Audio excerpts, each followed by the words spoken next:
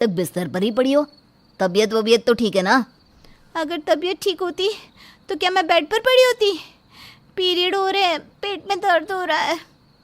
अरे इतना ही दर्द हो रहा था तो पेन किलर लाकर खा ली थी ना।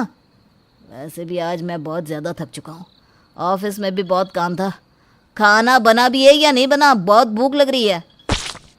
पता नहीं खाना बना या नहीं। अच्छा सुनो ना नितिन, तुम नीचे खाने के लिए जा रहे हो ना, तो दुकान से सैनिटरी पैड भी लेते आना और थोड़ी सी मेरी कमर की मसाज कर देना। ऐसा लग रहा है जैसे कमर टूट रही है। पागल हो गई हो क्या? सोच भी कैसे लिया तुमने कि मैं तुम्हारी कमर दबाऊंगा? मुझे मत कहा करो इस तरह के काम, मैं नहीं करने वाला। पेन किलर खाकर नीचे चलो, मेरा खाना लगा दो। बेचारी नेहा दर्द से तड़प रही थी, पर नितिन था जो अपनी बीवी की मदद नहीं करना चाहता था। अगर वो अपनी बीवी की मदद करता तो शायद उसकी मर्दानगी कम न हो जाती। नेहा के पेट में दर्द था, इसलिए नेहा नीचे नहीं जाती। पर जब नितिन नीचे जाता है तो वो देखता है कि नितिन का बड़ा भाई अकेले ही खाना खा रहा है। उसे अकेला खाना खाता देख नितिन अपने बड़े भाई से पूछता है, अरे भैया, आप भाभी के जाने के गम में सुधर गए हो या भाभी आपको सुधार कर गई है? क्या बात है, औरतों वाले काम कर रहे हो? आज अपना खाना खुद कैसे निकाल लिया? अरे नितिन, तेरा दिमाग तो ठीक है? अरे भला मैं क्यों तेरी भाभी से डरूंगा? खाना तो मुझे माँ निकाल कर दे गई है। तूने सोच भी कैसे लिया कि मैं औरतों वाले काम करूंगा? वही मैं सोचूं, पर जो भी हो, माँ आपसे ज़्यादा प्यार करती है। आपको खाना देकर चली गई और मुझे बुलाया तक नहीं। अगर नेहा की तबीयत ठीक होती तो वही खाना दे देती। खैर, मैं माँ को अभी आवाज़ लगाता हूँ। नितिन और उसका भाई अपना खाना भी खुद से निकाल कर नहीं खाते। ये भी उन दोनों की शान के खिलाफ था। अब नितिन अपनी माँ को आवाज़ लगाता है। बेचारी शांति अपने बेटे की आवाज़ सुनकर दौड़ती हुई आती है और नितिन को खाने के साथ साथ ताने भी देती है। मेरी ही गलती है, कभी मैंने तुमसे घर के काम नहीं करवाए, इसलिए अब औरतों का काम करने से और घर के काम को हाथ लगाने से तुम्हारी मर्दानगी पर सवाल उठने लगा है। अगर मैं ना होती तो लग रहा है कि तुम दोनों भाई अपना खाना भी निकाल कर नहीं खा पाते। भूखे मरना पसंद है, पर घर में रहकर घर की औरतों की मदद नहीं करवा सकते। माँ, आप दो बहू लेकर क्यों आई हो? बेटों से काम करवाने के लिए? और वैसे भी ये काम हमारा नहीं है, इस घर की औरतों का है।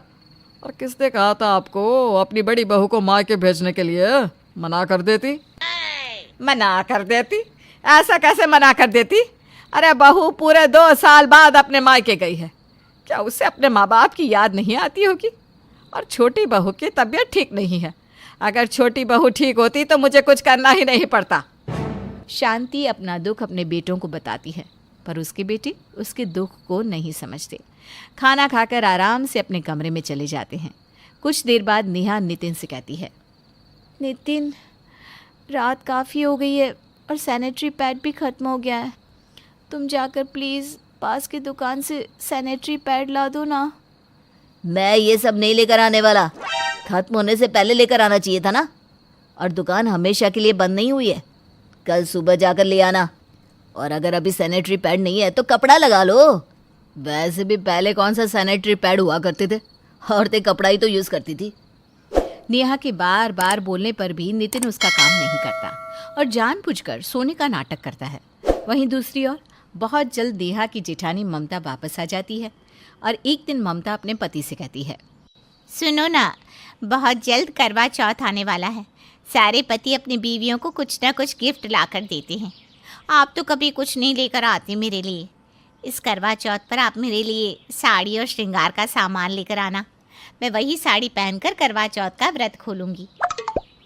तुम मुझसे जितना चाहो उतने पैसे ले लेना, पर ये साड़ी और श्रृंगार का सामान तुम खुद लेकर आना। मेरे बस के नहीं है दुकान में जाकर लेडीज सामान खरीदने की। जानती भी हो, ऐसी दुकानों पर सिर्फ औरतें ही खड़ी रहती है और मुझे नहीं आता ये सब लेना, मेरे बस के नहीं है। हाँ, आपको क्यों आएगा लेना? अगर इस घर के मर्द हम औरतों के लिए कुछ लेकर आ जाएंगे तो आपकी नाक नहीं कट जाएगी? आप तो राशन तक नहीं लेकर आते। राशन तो दूर की बात है, गली में सब्जी बेचने वाला आता है ना, उनसे एक टमाटर भी नहीं खरीदते, क्योंकि सारा काम तो हम औरतों का है ना। और अगर आप हम औरतों के काम में हाथ बटाएंगे तो आपकी और इस घर के मर्दों की इज्जत जो कम हो जाएगी। देखो ममता, सुबह सुबह इस तरह की बातें करके मेरा मूड खराब मत करो। मुझे ऑफिस जाना है। वैसे भी ऑफिस में बॉस सर पर खड़ा रहता है और घर में इस घर की औरतें, पता नहीं तुम औरतों ने क्या समझ रखा है। एक काम करो ना, हमें साड़ी पहनाकर घर में ही बिठा लो और बाहर का काम तुम खुद कर लो। ममता का पति उल्टा ममता से ही नाराज होकर वहाँ से चला जाता है। अपने पति की ऐसी बातें सुनकर ममता को बहुत बुरा लगता है। वो उदास हो जाती है। वहीं दूसरी ओर नेहा का भी कुछ ऐसा ही हाल था। अब घर की औरतें आपस में बैठकर बातें करती हैं। मेरी तो किस्मत खराब हो गई ऐसे आदमी से शादी करके। अगर मुझे पता होता ना कि इस घर के मर्द ऐसे हैं तो मैं इस घर की बहू कभी नहीं बनती। सही कह रही है दीदी। ये तो हमारे लिए एक चूड़ी भी खरीद कर नहीं ला सकते। घर का काम करना तो दूर की बात है। जब आप यहाँ नहीं थी ना, तब मेरी तबीयत खराब थी, पर उसमें भी इन दोनों भाइयों ने अपनी माँ से काम करवाया। मजाल है जो अपनी माँ के काम में हाथ बटाया हो। बहुत सारी गलती मेरी ही है, तभी तो ये दोनों भाई भी अपने बाप पर चले गए। अगर बचपन में ही मैंने इनको मारकर सुधारा होता और औरतों वाले घर के काम करवाए होते ना, तो आज इन्हें औरतों के लिए कुछ करने में शर्म नहीं आती। पर जो काम मैं पहले नहीं कर सकी वो अब करूँगी। बस तुम दोनों मेरा साथ दो ताकि मैं तुम्हारे नालायक पतियों को सुधार सकूं। शांति अपने दोनों बेटों को सुधारने के लिए अपनी बहू के साथ मिल जाती है। अपनी सास के कहने पर अब नेहा और ममता अपने पतियों का कोई काम नहीं करती, और जब उनके पति उनसे कोई काम कहते तो ममता और नेहा उनको उन्हीं की तरह ट्रीट करती है। अरे यार नेहा, तुमने आज भी कपड़े इस्त्री नहीं किए? अब मैं क्या बिना इस्त्री वाले कपड़े पहनकर ऑफिस जाऊं? पूरा दिन तुम घर में करती क्या हो? मेरे पास और भी काम होते हैं, और मैं आप मर्दों के काम क्यों करूं? आप मर्द अपने काम खुद करो, जिस तरह से हम औरतें अपना काम खुद करती हैं। इतना बोलकर नेहा कमरे से बाहर चली जाती है। वहीं दूसरी ओर नितिन का बड़ा भाई ममता से कहता है, ये सब क्या है ममता? तुम पहले तो ऐसा नहीं करती थी। अब तो तुम सुबह उठते ही श्रृंगार करने बैठ जाती हो, तो कभी शॉपिंग के लिए निकल जाती हो। अरे मेरा लंच कौन बनाएगा? कल भी मैंने बाहर से खाना खाया था और मेरे जूते भी पॉलिश नहीं हुए। अरे मेरी टाई कौन बांधेगा? देखिए जी, एक औरत का काम होता है घर की साफ सफाई करना और खुद को हर वक्त तैयार करके रखना और शॉपिंग करना। मैं अपना काम अच्छे से कर रही हूँ, पर अपनी फाइल खुद ढूंढ के अपने ऑफिस में ले जाना, और आपकी टाई है तो आप खुद बांधो, ये सारे तो आपकी काम है, मेरे नहीं। और मैं क्यों आपके जूते पॉलिश करूँ? मैं कोई मोची थोड़ी ना हूँ।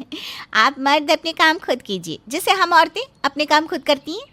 अब से मैं आपका कोई काम नहीं करूँगी।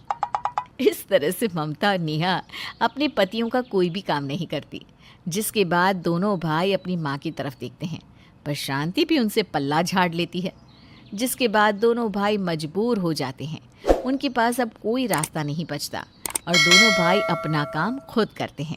यहाँ तक कि अपने लिए पहली बार खाना भी खुद बनाते हैं, जिसके बाद उन्हें समझ में आ जाता है कि जब औरतें मर्दों का काम करने में नहीं शर्माती, तो आखिर मर्द औरतों का काम करने में खुद को इतना शर्मिंदा क्यों महसूस करते हैं।